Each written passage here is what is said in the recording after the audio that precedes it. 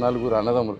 ఆ నలుగురు అన్నదమ్ములు ఎవరు ముందొచ్చి అన్నం తింటారో, ఎవరు తర్వాత వస్తారో తెలీదన్న. సో ఇంత అన్నం వడ్డి ఇంత చారు ఏదో అక్కడ టేబుల్ మీద పెడితే ప్రతి ఒక్కడు వెనకాల ఒకడు వచ్చి తింటాడు అనుకొని తక్కువ తింటాడు.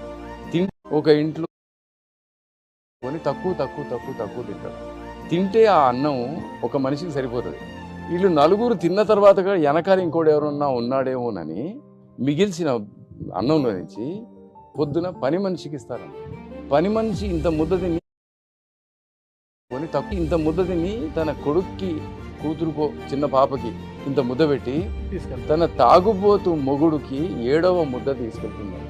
నువ్వు పంచుకున్నంతసేపు నీకు ప్రేమ కలుగుతుంది.